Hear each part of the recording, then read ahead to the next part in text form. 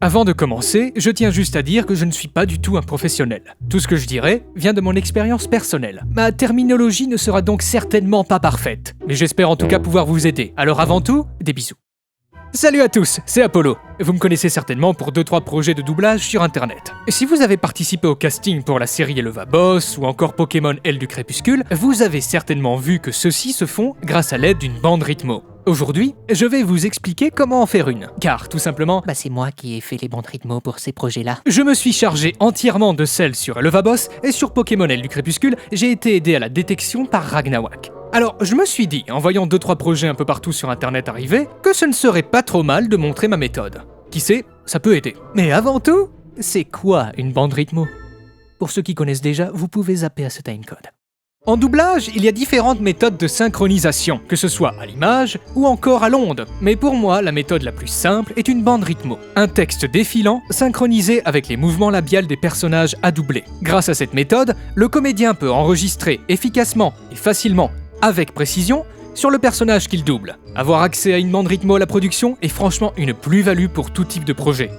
Et le plus beau dans tout ça, c'est que vous aussi, avec un tout petit peu de savoir-faire et de patience, pouvez en avoir une gratuitement et facilement. Laissez-moi donc vous expliquer. Comment faire une bande rythmo ? Pour ma part, j'utilise 3 logiciels. Le premier pour éditer directement la bande rythmo est Capella. Il est disponible gratuitement, lien disponible dans la description. Ce logiciel est franchement très simple d'utilisation. Il a juste quelques contraintes à apprendre. J'utilise ensuite un logiciel d'enregistrement et ensuite je monte la bande rythmo sur Premiere Pro. Commençons tout d'abord par apprendre les bases de Capella. Vous n'avez besoin que d'un seul fichier pour pouvoir commencer à utiliser Capella. Et ce fichier est tout simplement la vidéo de votre doublage. Je vais en prendre un en exemple dans mes dossiers. Petite note à savoir sur Capella. Le logiciel se fait un peu vieux.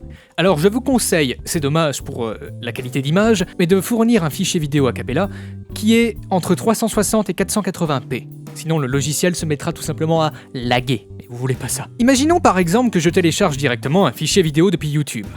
Eh bien, derrière, via mes logiciels, je le recompresse dans la qualité 360p ou 480p pour qu'il fonctionne sans souci sur Capella. Pour commencer à éditer votre bande rythmo, appuyez sur le bouton Fichier, Nouveau, importez votre image, et ensuite validez le tout. Vous voilà prêt à commencer à faire votre bande rythmo. Le travail se découpe en 2 parties pour moi, la détection et ensuite l'application des répliques. La détection pour moi est l'application des signes nécessaires à la synchronisation, l'ouverture et la fermeture des labiales, des mouvements de lèvres des personnages, et quelques signes supplémentaires. Capella dispose d'une liste de signes assez complète, mais pour le coup, je vous avoue, Je les utilise pas tous. je sais, c'est pas aussi précis qu'on le voudrait, mais pour moi, c'est assez suffisant pour avoir un début de bande rythmo correct. Avant toute chose, je commence à définir les boucles. Les boucles, pour moi, sont des petites scènes dans lesquelles les personnages interviennent. Par exemple, quand différents personnages discutent entre eux, je définis une boucle par les interactions qu'il y a. Par exemple, ici, dans ce cas précis, un seul personnage parle. Je définis donc pour moi une boucle au début de son temps de parole et à la fin. Par exemple, si la scène continuait, j'aurais défini une deuxième boucle pour le deuxième dialogue entre les 2 autres personnages. Cela vous permet de découper une même scène en fonction des personnages et des dialogues. Cela peut être extrêmement utile. Par exemple, votre directeur artistique pourrait vous dire « Aujourd'hui, on va faire la boucle numéro 1 et la boucle 2 ». Ou alors, on fait la 3 et on reviendra sur la 1 un peu plus tard. Vous voyez ce que je veux dire ? En appuyant sur Espace, vous pouvez jouer le fichier vidéo. Vous pouvez aussi le faire avec la flèche directionnelle haute. Et si vous voulez revenir en arrière, vous pouvez le faire avec la flèche directionnelle bas. Pour vous déplacer d'image en image, maintenez la touche Alt enfoncée et utilisez les flèches directionnelles gauche et droite. Pour commencer la première boucle, j'appuie sur le bouton 0 de mon pavé numérique. Vous pouvez déplacer ce signe d'image en image en maintenant la touche CTRL enfoncée et en utilisant les flèches gauche et droite. Maintenant que notre première boucle est créée, il est temps de détecter les répliques du personnage. Pour cela, mettez-vous à l'ouverture de bouche du personnage, sur la piste que vous souhaitez, appuyez sur Entrée, créez un nouveau personnage, et voilà, vous venez de créer l'entrée d'une réplique. Maintenant, déplacez-vous jusqu'à la fermeture de la labiale de cette réplique et appuyez à nouveau sur Entrée. Voilà, nous avons l'espace d'une réplique définie. Un autre signe que j'aime bien utiliser est celui alertant le comédien d'un changement de plan. Vous pouvez tout simplement appuyer sur le bouton 1 du pavé numérique pour le définir. Cela permet au comédien de ne pas se faire étonner par un changement de plan, par exemple en plein milieu d'une réplique. Et c'est aussi simple que cela. Vous n'avez qu'à répéter ces étapes jusqu'à avoir la détection de votre bande rythmo complète finie.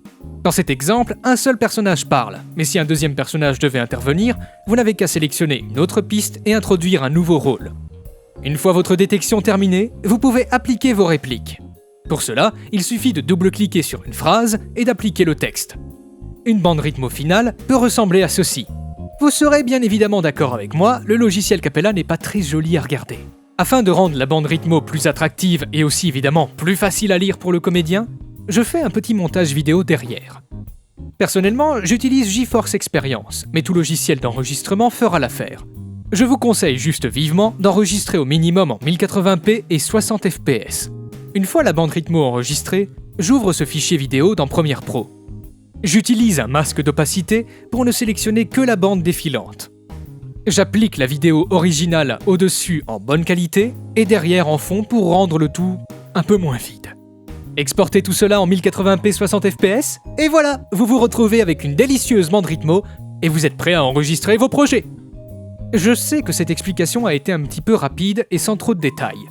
Si vous avez la moindre question, n'hésitez pas à la poser en commentaire ou sur mes réseaux sociaux. Je vous répondrai aussi vite que possible.